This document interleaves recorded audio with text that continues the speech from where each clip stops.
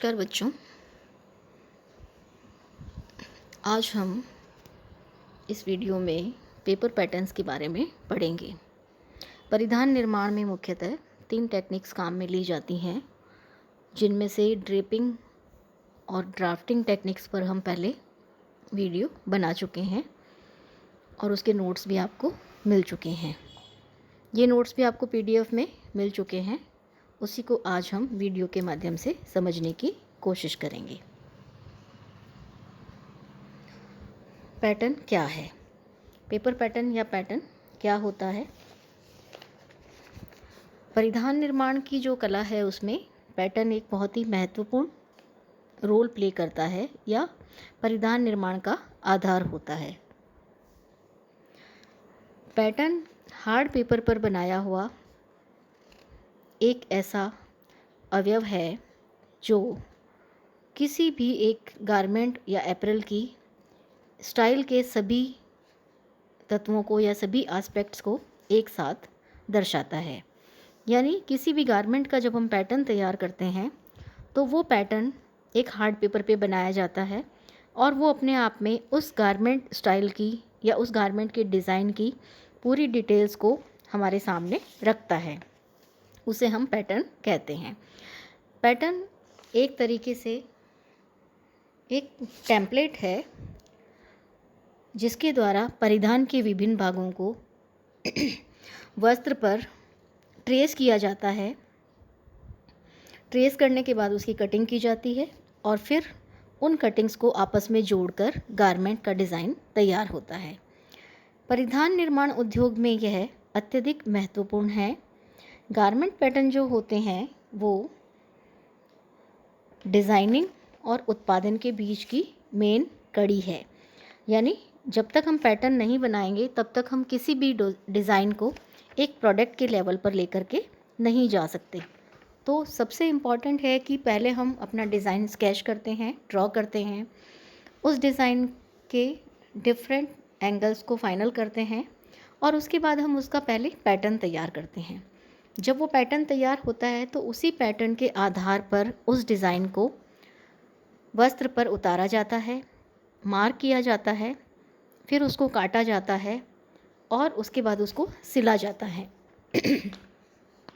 सिलने के बाद जब सारी उसकी फिनिशिंग हो जाती है तब उसको उस उत्पाद को मार्केट में भेजा जाता है। यानी पैटर्न के बिना डिज़ाइनिंग को, किसी भी गारमेंट डिज़ाइन को उत्पाद के रूप में मार्केट तक पहुंचाना संभव नहीं है।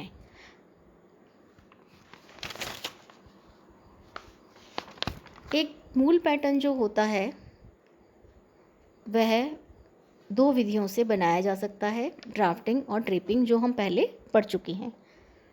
ड्राफ्टिंग में ब्राउन पेपर पर पहले ड्राफ्ट तैयार किया जाता है या घरों में न्यूज़पेपर पुराने वो भी काम में लिए जाते हैं। उन पर एक व्यक्ति के शारीरिक नाप लेकर उसका ड्राफ्ट तैयार किया जाता है, फिर उसकी कटिंग की जाती है। उसके बाद उन कटिंग किए हुए ड्राफ्ट्स को हम फैब्रिक पर लेआउट के रूप में बिछाते हैं और उसके बाद उस कपड़े की कटिंग की जाती है। उस कपड़े की कटिंग के बाद उनको आपस में जोड़ा जाता है। जबकि ड्रेपिंग में हम डायरेक्ट बॉडी पर या डमी पर फैब्रिक को ड्रेप करके आकार देते हैं। Types of paper pattern. अब हम पेपर पैटर्न के टाइप्स पर बात करेंगे। Standardised paper pattern. Standard paper pattern जो होता है वह कमर्शियल यूज़ के लिए बनाया जाता है और यह औसत नाप के आधार पर बनाए जाते हैं। औसत नाप यानी जब किसी बड़े लेवल पर फैक्ट्रीज़ में जो रेडीमेड गारमेंट्स का उत्पादन होता है उसको हम देखें तो वो व्यक्ति विशेष के हिसाब से नहीं बनाए जाते, बल्कि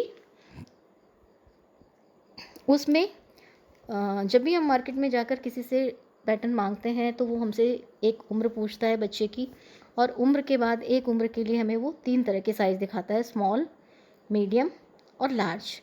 आज के समय में हम देखें तो हमें extra small, small, medium, large, extra large, फिर XXX, 4X, इस तरह से बड़े से बड़े साइज़ तक सारे पैटर्न या फैब्रिक गारमेंट्स हमें अवेलेबल होते हैं। इसमें एक ही आयु समूह के 100 लोगों को लेकर उनके आवश्यक नाप लिए जाते हैं। उन नाप का औसत निकाला जाता है और इस औसत नाप के आधार पर स्टैंडर्ड पैटर्न बनाया जाता है, जो मुख्य रूप से व्यावसायिक या औद्योगिक स्तर पर ही काम में लिया जाता है। इस विधि से अप्रत्यक्ष विधि द्वारा पैटर्न बनते हैं, यानी डायरेक्ट जिसके लिए बन रहे हैं फैब्रिक या वस्त्र या गारमेंट, वो उसके टच में नहीं आता या डायरेक्ट नाप प्रोवाइड नहीं करता, जैसा कि ड्रेपिंग और ड्राफ्टिंग में किया जाता है। अप्रत्यक्ष विधि यानी इनडायरेक्ट मेथड है ये, जिससे किसी भी स्टैंडर्ड नाप को मार्केट में उतारा जाता है, जिनमें कुछ परिवर्तन के साथ बड़े पैमाने पर परिधान उत्पादन किया जाता है। इसके अंतर्गत कई तरह के पैटर्न्स बनते हैं। इंडिविजुअल पेपर पैटर्न, किसी भी व्यक्ति विशेष के नाप के आधार पर जब व्यक्तिगत पैटर्न बनाया जाता है तो उसे हम इंडिविजुअल पैटर्न कहते हैं। यह किसी एक व्यक्ति विशेष के लिए बनाया जाता है जो किसी दूसरे व्यक्ति विशेष को उचित फिट या आकार प्रदान नहीं करता। इसके लिए घरेलू स्तर पर दर्जी द्वारा नाप लिया जाता है। यह पैटर्न व्यक्ति विशेष की शारीरिक रचना के अनुरूप बनता है। इसमें शरीर की कमियों को छिपाया और गुणों को उभारा जा सकता है। ये पैटर्न सामान्यतः व्यक्ति की सिलाई से संबंधित कल्पनाशीलता एवं क्रियाशीलता को प्रदर्शित करते हैं। इस पैटर्न से तैयार पोशाकों में संरचनात्मक डिज़ाइन कम होते हैं। व्यक्तिगत पैटर्न मुख्य रूप से आंतरिक वस्त्रों के एवं कुछ मात्रा में बाहरी वस्त्रों के बनाए जाते हैं। व्यक्तिगत और दर्जी द्वारा सामान्यतः सिलाई सीधे वस्त्र पर ही पैटर्न बनाकर की जाती है। इस विधि को हम प्रत्यक्ष विधि भी कह सकते हैं। फिर है फाइनल पैटर्न। फाइनल पैटर्न वह होता है जो बेसिक पैटर्न के विभिन्न परिवर्तनों के साथ अंतिम रूप में प्राप्त होता है। इसमें तुरपाई, सिलाई दबाव और वस्त्र की शैली, बटन पट्टी की लंबाई आदि सभी तरह की माइनर डिटेल भी साथ में शामिल की जाती हैं। फाइनल पैटर्न के आधार पर वस्त्र का अनुमान और कच्ची सामग्री का अनुमान लगाया जाता है। अंतिम पैटर्न बनाने से पूर्व एवं आधारभूत पैटर्न बनाने के बाद में निम्न चरण होते हैं। बेसिक पैटर्न, फाइनल पैटर्न के पहले जो चरण है उसको हम देखेंगे। यह मनुष्य के शरीर को मुख्य नापों के आधार पर बनाया जाता है। इसमें किसी विशेष पोशाक का निर्माण नहीं होता। इसमें विभिन्न परिवर्तन करके इसे काम में लिया जाता है। यह पैटर्न शरीर के निम्न हिस्सों में बनता है, यानी कुल 5 पैटर्न बनते हैं। शरीर के ऊपरी भाग के लिए अगला हिस्सा, पिछला हिस्सा और बाजू या आस्तीन, यानी बॉडी फ्रंट, बॉडी बैक और स्लीव।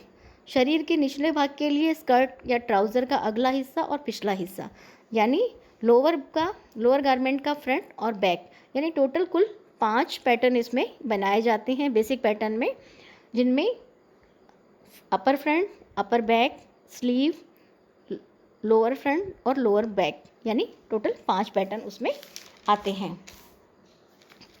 इसमें बेसिक पैटर्न जब हम बनाते हैं उसके बाद में इस पैटर्न का नेक्स्ट स्टेप आता है मास्टर पैटर्न।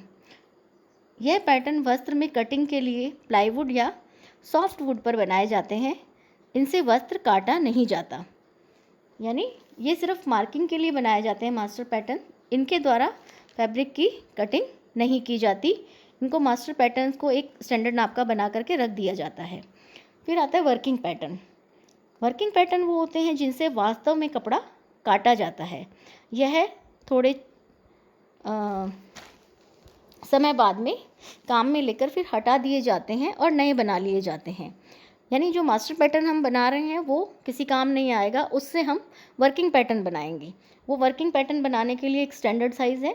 वर्किंग पैटर्न जो होते हैं उनको हम बार बार काम में लेते हैं कटिंग के लिए, तो वो ख़राब होते रहते हैं और उन पैटर्न्स को थोड़े समय बाद में रिप्लेस कर दिया जाता है। नए पैटर्न्स उनके बना लिए जाते हैं। वर्किंग पैटर्न बार बार बदलते रहते हैं। उसके बाद ब्लॉक पेपर पैटर्न। ये पैटर्न रबर शीट पर बनते हैं। वस्त्र पर ब्लॉक पेपर पैटर्न से लेआउट बनाया जाता है और लेआउट की रेखाओं पर छोटे छोटे छेद किए जाते हैं। इसके बाद ब्लॉक लेआउट पैटर्न से वस्त्रों की सतह को ऊपर रखकर चाइना क्ले डाला जाता है, जो छेद के द्वारा वस्त्र तक पहुंचता है। इस प्रकार लेआउट वस्त्रों पर स्थानांतरित हो जाता है।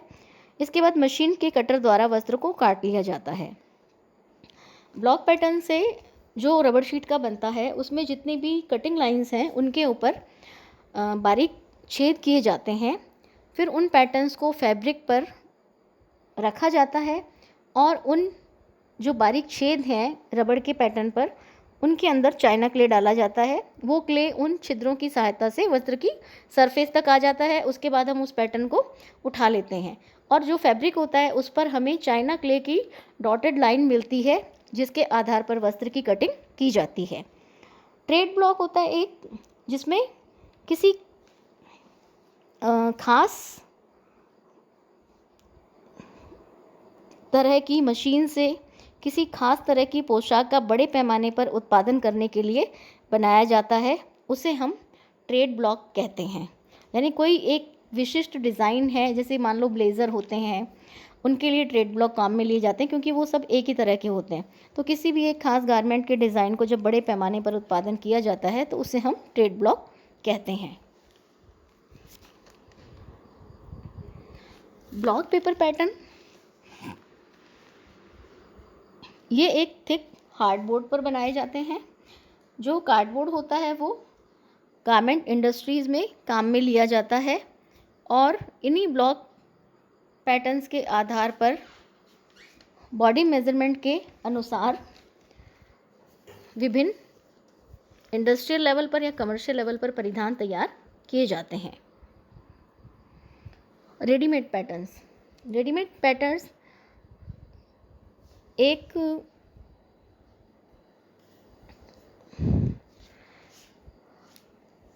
डिफरेंट प्रकार के पैटर्न्स होते हैं जो कमर्शियल लेवल पर, फैक्ट्री लेवल पर काम में नहीं लिए जाते कई बार, मगर मार्केट में आम लोगों के लिए भी अवेलेबल होते हैं।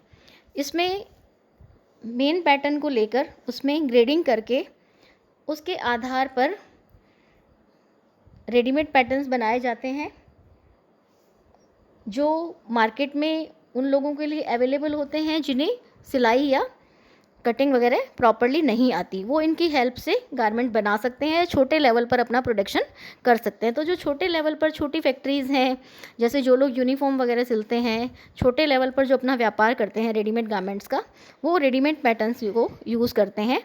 इसमें दो तरह के पैटर्न्स बनते हैं, मल्टी साइज़ और multi design. Multi size pattern जिसमें विभिन्न आकारों के पैटर्न आते हैं और मल्टी डिज़ाइन जिनमें एक ही आकार में अलग अलग डिज़ाइन वाले पैटर्न होते हैं। इनको हम रेडीमेड पैटर्न्स कहते हैं। इसके बाद आते हैं ग्रेडेड पैटर्न।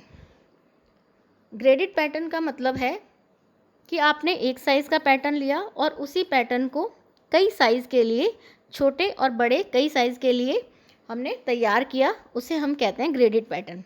इस तरह की पैटर्न्स भी मार्केट में भी अवेलेबल होते हैं रिक्वायर्ड साइज़ के अकॉर्डिंग, और इंडस्ट्री लेवल पर भी यूज़ किए जाते हैं।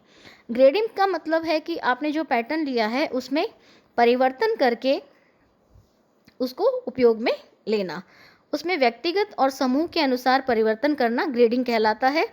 यह मुख्य रूप से छोटे, मध्यम और बड़े 3 आकारों में मिलता है। इसमें 32 से 42 इंच के बीच का आकार होता है। प्रत्येक साइज़ को 2 इंच का अंतर होता है। इस पैटर्न से वांछित आकार लेकर कटिंग की जा सकती है। यानी एक ही पैटर्न में 3 साइज़ हमें अवेलेबल होते हैं, स्मॉल, मीडियम एंड लार्ज। एक नॉर्मल जो साइज़ है स्टैंडर्ड वो है, उससे 2 इंच छोटा एक साइज़ उस पर ड्रॉ किया हुआ होता है, उसको हम कहते हैं स्मॉल, और एक 2 इंच साइज एक्स्ट्रा बढ़ा करके जिसको हम ग्रेड करते हैं उसको हम कहते हैं लार्ज। तो 3 साइज़ आपको एक ही पैटर्न पर मिलते हैं और उनसे जो आपका नीड है, जो आपकी रिक्वायरमेंट है, उसके अकॉर्डिंगली आप उसको यूज़ कर सकते हैं। तो इसको हम कहते हैं ग्रेडेड पैटर्न। इसके बाद आते हैं कमर्शियल पैटर्न। कमर्शियल पैटर्न वो होते हैं जो मार्केट में स्टिचिंग वाले लोगों के लिए टेलर वाले लोगों के लिए, बुटीक के लोगों के पास अवेलेबल रहते हैं। इसमें एक एनवलप्स आते हैं बने हुए मार्केट में, कमर्शियल एनवलप में एक स्टैंडर्ड साइज़ के गारमेंट का डिज़ाइन और उस डिज़ाइन का फ्रंट व्यू, बैक व्यू और साइड व्यू तीनों उस पैटर्न के साथ बने हुए होते हैं और उसमें पूरी इंस्ट्रक्शंस की, मेज़रमेंट के साथ में पूरी इंस्ट्रक्शंस की लिस्ट होती है ड्राफ्ट के साथ में, कि आपको कैसा कपड़ा लेना है, कैसे उसकी मार्किंग करनी है, कैसे कटिंग करनी है, कैसे स्टिचिंग करनी है, कितनी कैसी बटन पट्टी यूज़ करनी है, कैसे फास्टनर्स यूज़ करने हैं, कहाँ से कितना हेमिंग करना है, ईच एंड एवरीथिंग जो भी स्टिचिंग में उसमें आएगा काम में, वो सारा का सारा उसमें स्टेप बाय स्टेप दिया हुआ होता है। उसे हम कहते हैं कमर्शियल पेपर पैटर्न्स। इनको भी बुटीक वाले लोग जो डिज़ाइनिंग के पर्पज़ से यूज़ करते हैं, वो बाद में एक स्टैंडर्ड साइज़ लेकर उसको, उन डिज़ाइंस को ऑल्टर भी कर लेते हैं।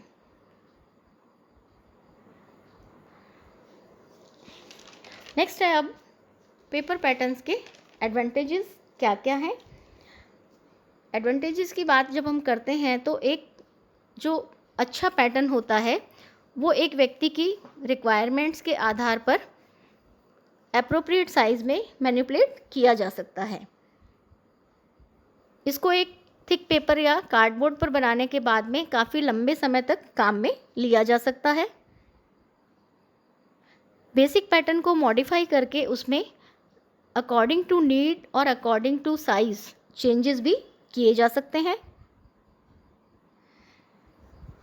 और इसमें समय की बचत होती है, कपड़े की बचत होती है, श्रम की बचत होती है, वस्त्र की लागत का हम सही अनुमान लगा सकते हैं, सिलाई कटाई संबंधी गलतियां कम होती हैं, पोशाकें एक जैसी बनती हैं, बड़े पैमाने पर इससे गारमेंट प्रोडक्शन किया जा सकता है, फैशन परिवर्तन का परिधान में संयोजन कर सकते हैं, हम बार बार एक ही पैटर्न को काम में ले सकते हैं इसके लिए और उसमें अलग अलग डिज़ाइन यूज़ कर सकते हैं।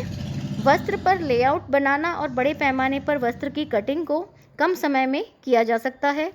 आवश्यकता अनुसार पैटर्न में अल्ट्रेशन और ग्रेडिंग की जा सकती है। एक पैटर्न कई साइज़ों के लिए काम में लिया जा सकता है। ये इसके कुछ बेनिफिट हैं कि एक बार जब पेपर पैटर्न बन जाता है तो उसको अगर हम काफ़ी लंबे समय तक संभाल के रखते हैं तो साइज़ में ग्रेडिंग करके या डिज़ाइन में ऑल्ट्रेशन करके हम उसको बार बार काम में ले सकते हैं। तो समय की, कपड़े की, श्रम की बचत होती है और जिन्हें सिलाई नहीं भी आती वो भी इन पैटर्न्स की सहायता से अपना काम कर सकते हैं। स्मॉल स्केल प्रोडक्शन भी इनकी हेल्प से काफ़ी लेवल तक हो जाते हैं। उसके बाद आते हैं हम लिमिटेशंस पर। लिमिटेशन पर एक तो जो स्टैंडर्ड पैटर्न्स होते हैं उनको हम इंडिविजुअल लेवल के लिए मॉडिफाई नहीं कर पाते हैं और जो स्टैंडर्ड नाप होते हैं वो जिस पर्टिकुलर एरिया से उन नापों को लेकर के औसत निकाला गया है, अगर वो उसकी ज्योग्राफिकल कंडीशन दूसरी होती है उस जगह की तो वो नाप एप्रोप्रिएट नहीं होते। जैसे हम मानते हैं कि जैसे हरियाणा, पंजाब, राजस्थान, इधर एक एवरेज हाइट अलग है, एवरेज साइज़ अलग है एक एज ग्रुप का, और अगर हम नॉर्थ ईस्ट में जाते हैं तो उधर की average height, average body size अलग है। तो वहाँ का जो स्टैंडर्ड पैटर्न है वो इन स्टेट्स में काम में नहीं आ सकता और इन स्टेट्स का जो स्टैंडर्ड पैटर्न है वो वहाँ पे काम में नहीं आ सकता। तो एक ये इसकी लिमिटेशन है। इसमें स्ट्रक्चरल डिज़ाइन यूज़ नहीं किए जा सकते। संरचनात्मक डिज़ाइन का उपयोग इसमें पूरी तरह से अवॉइड किया जाता है और केवल डेकोरेटिव डिज़ाइन ही इससे बनाए जाते हैं अधिकतर। फिर यह बॉडी डिफेक्ट्स को छुपाने में भी नाकाम होते हैं क्योंकि ये बिल्कुल स्टैंडर्ड पे औसत नाप के आधार पर बनाए जाते हैं। तो इंडिविजुअली जो व्यक्ति के बॉडी डिफेक्ट होते हैं, यानी किसी के कंधे स्लोपिंग हैं, किसी के कंधे सीधे हैं, किसी की गर्दन लंबी है या मोटी है या छोटी है, या किसी का पिजियन चेस्ट है, या किसी की बैक ऊपर उठी हुई है, तो इस तरह की जो बॉडी डिफेक्ट्स होते हैं या किसी के जॉइंट में डिफेक्ट है तो उन डिफेक्ट्स को जो ये इनसे बने हुए जो रेडीमेड गारमेंट्स होते हैं वो कवर नहीं कर पाते, जो हम ड्राफ्टिंग और ड्रेपिंग में कर सकते हैं।